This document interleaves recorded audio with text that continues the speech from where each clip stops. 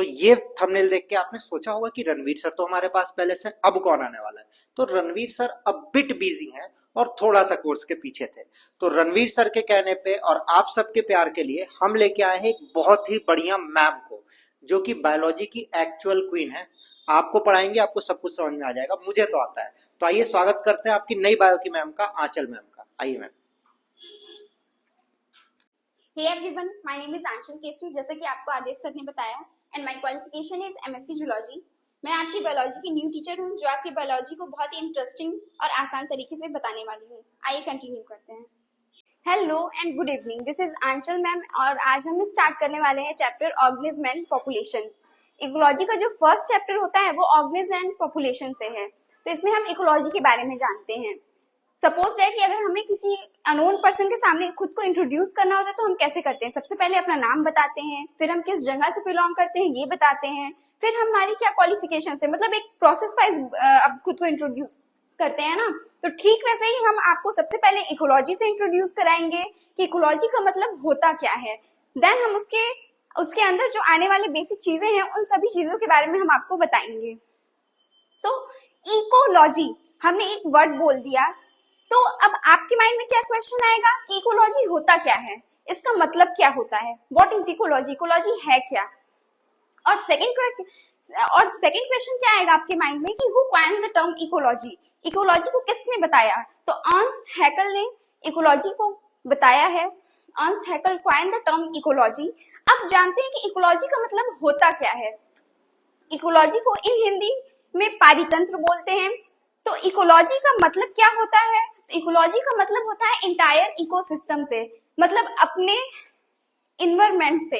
Ecosystem कहने का मतलब कि अपने इन्वायरमेंट से। अब क्वेश्चन क्या आता है कि व्हाट इज इकोलॉजी, इकोलॉजी है क्या? तो इकोलॉजी मतलब the scientific study of the interaction between organism and environment, that is called ecology. मतलब जो ऑर्गेनिज्म का इन्वायरमेंट के साथ जो जुड़ाव होता है, रिलेशन होता है, इंटरेक्शन होता है, उसे ही इकोलॉजी कहते हैं। Ecology it means the study of the place we live in, मतलब उन जगह के बारे में जानना, पढ़ना जहाँ पे हम रह रहे हैं, हमारे आसपास क्या चीजें प्रेजेंट हैं, मौजूद हैं, उनके बारे में स्टडी करना, दैट इज कॉल्ड इकोलॉजी। अब इकोलॉजी जो होते हैं उसमें कितने लेवल्स होते हैं? तो 4 लेवल्स होते हैं। अरे यार,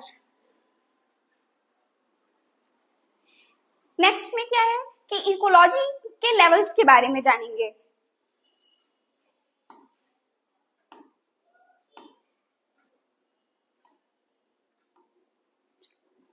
नेक्स्ट में क्या है कि इकोलॉजी के लेवल्स के बारे में जानेंगे। इकोलॉजी में कितने लेवल्स होते हैं? तो इकोलॉजी में बेसिकली 4 लेवल्स होते हैं। Basically concern with 4 level. Ecology में बेसिकली कंसर्न करते हैं 4 लेवल से। जो फर्स्ट होता है इकोलॉजी का लेवल वो ऑर्गेनिज्म होता है। ऑर्गेनिज्म को हम इंडिविजुअल भी कहते हैं।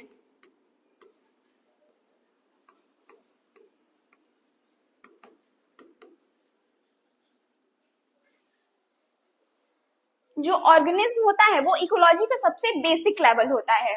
और जब बहुत सारे ऑर्गेनिज्म एक ही स्पीसीज के आपस में आके बातचीत करते हैं तो उसे हम पॉपुलेशन कहते हैं। पॉपुलेशन इट मीन्स आबादी। पॉपुलेशन में क्या होता है कि इसमें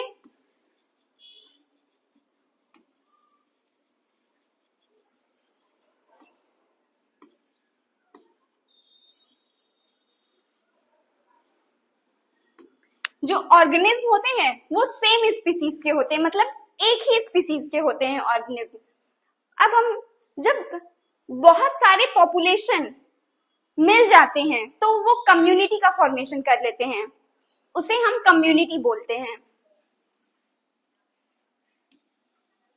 कम्युनिटी इट मीन्स समुदाय। कम्युनिटी में क्या होता है कि इसमें जो ऑर्गेनिज्म होते हैं वो डिफरेंट स्पीसीज के होते हैं।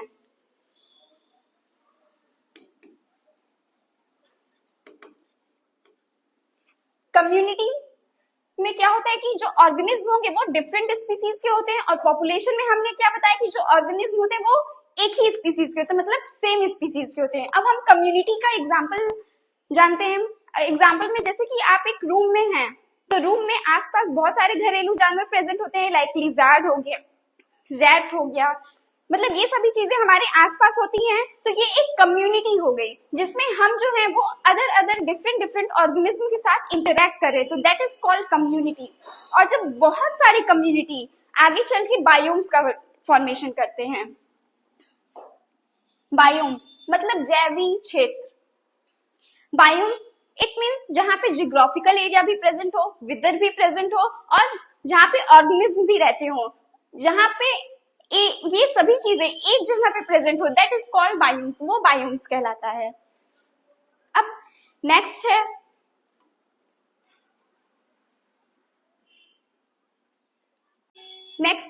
ऑर्गेनिज्म एंड इट्स इन्वायरमेंट, जीव और उसका वातावरण। अब नेचर में हम लोग सभी लोग प्रेजेंट होते हैं, तो आप देखते होंगे कि इन्वायरमेंट में, नेचर में डिफरेंट तरह के ऑर्गेनिज्म प्रेजेंट होते हैं, मतलब वो अपना अपना जीवन जीते हैं, सरवाइव करते हैं नेचर में। और ऑर्गेनिज्म का एक सबसे स्पेशल फीचर क्या होता है कि वो नेचर में रिप्रोडक्शन भी तो करते हैं। तो रिप्रोडक्शन जो होता है वो ऑर्गेनिज्म का एक स्पेशल फीचर होता है, जिसमें कि ऑर्गेनिज्म जो होते हैं वो अपने ही जैसे नए ऑर्गेनिज्म को प्रोड्यूस करते हैं या फॉर्मेशन करते हैं। हम ये कह सकते हैं कि जो अर्थ पे लाइफ पॉसिबल है वो रिप्रोडक्शन के थ्रू ही है। अब हम बात करते हैं इन्वायरमेंट की। तो आपको पता होगा कि जो पेड़ पौधे होते हैं, जो प्लांट्स होते हैं, वो इन्वायरमेंट में एक बहुत ही बड़ा रोल प्ले करते हैं। आप पूछेंगे कि कैसे, तो आइए हम जानते हैं।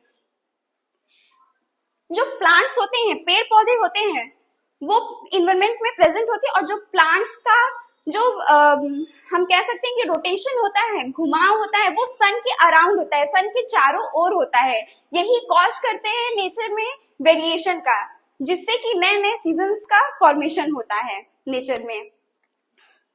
वेरिएशन कहने का मतलब कि बदलाव होता है नेचर में, जिससे कि नए नए सीजन्स फॉर्म होते हैं। कहीं पे आप देखते होंगे डिजर्ट प्लेस का फॉर्मेशन होता है, कहीं पे आप देखते होंगे रेन फॉरेस्ट का फॉर्मेशन होता है, कहीं पे देखते होंगे टुंड्रा जैसे प्लेस का फॉर्मेशन होता है। तो जो पेड़ पौधे होते हैं, प्लांट्स होते हैं नेचर में, वो फॉर्मेशन करते हैं, बहुत डिफरेंट तरह के बायोम्स का फॉर्मेशन करते हैं।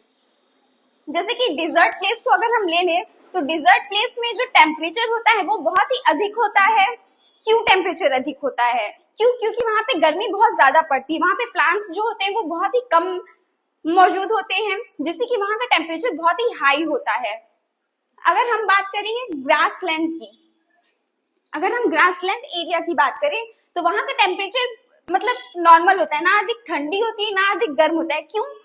क्योंकि वहां पे प्लांट्स मौजूद होते हैं अधिक से अधिक, इसलिए वहां का टेम्परेचर जो होता है वो नॉर्मल बना रहता है। अगर हम बात करें फॉरेस्ट की, रेन फॉरेस्ट जो होते हैं वो 2 टाइप के होते हैं। क्या हो रहा है?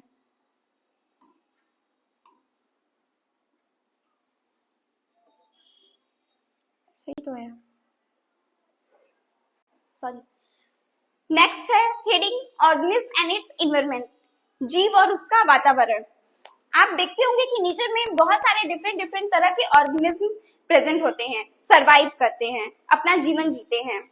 और सरवाइव करने के साथ साथ ऑर्गेनिज्म क्या करते हैं? रिप्रोडक्शन भी तो करते हैं। रिप्रोडक्शन जो होता है वो ऑर्गेनिज्म का एक स्पेशल फीचर होता है, जिसमें जो ऑर्गेनिज्म होते हैं वो अपने ही जैसे नए ऑर्गेनिज्म को रिप्रोड्यूस करते हैं, फॉर्मेशन करते हैं। हम ये कह सकते हैं कि जो अर्थ पे लाइफ पॉसिबल है वो रिप्रोडक्शन के थ्रू ही है। अगर अब हम बात करते हैं इन्वायरमेंट की, तो इन्वायरमेंट में जो प्लांट्स होते हैं उनका बहुत ही बड़ा रोल होता है। आप पूछेंगे कि कैसे, तो आइए हम जानते हैं। जो प्लांट्स होते हैं उनका जो रोटेशन होता है वो सन के अराउंड होता है। कहने का मतलब कि जो प्लांट्स होते हैं नेचर में, इन्वायरमेंट में प्रेजेंट, उनका जो घुमाव होता है वो सन की तरफ ज्यादा होता है, जिससे कि ये कॉज करते हैं वेरिएशन का नेचर में, मतलब कि बदलाव करते हैं नेचर में, जिससे कि बहुत सारे सीजन्स का फॉर्मेशन होता है। गर्मी, ठंडी, बरसात, ये सभी जो सीजन का फॉर्मेशन होता है वो प्लांट्स के थ्रू ही होता है। और यही जो प्लांट्स होते हैं वो इन्वायरमेंट में बहुत सारे बायोम्स का फॉर्मेशन करते हैं। बायोम्स कहने का मतलब कि डिजर्ट प्लेस का फॉर्मेशन हो गया, रेन फॉरेस्ट का फॉर्मेशन हो गया, टुंड्रा का फॉर्मेशन हो गया। टुंड्रा इट मीन्स बंजर जमीन, जहां पे पेड़ पौधे नहीं उगते हैं, ऐसी प्लेस को टुंड्रा कहते हैं।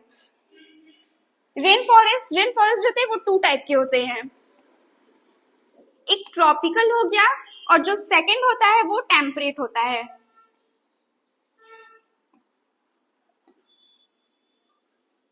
टेम्परेट फॉरेस्ट, अगर हम बात करें ट्रॉपिकल फॉरेस्ट की, तो ये ऐसे फॉरेस्ट होते हैं जहाँ पे सालों साल तक बारिश होती रहती है।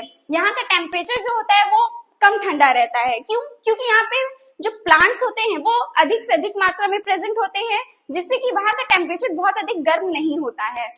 तो ये सब इन्वायरमेंट में प्लांट्स के थ्रू ही पॉसिबल है। अगर हम बात करें टेम्परेट फॉरेस्ट की, तो ये भी बहुत अधिक दूरी तक फैले होते हैं। और टेम्परेट फॉरेस्ट मतलब कि ये जो बर्फीले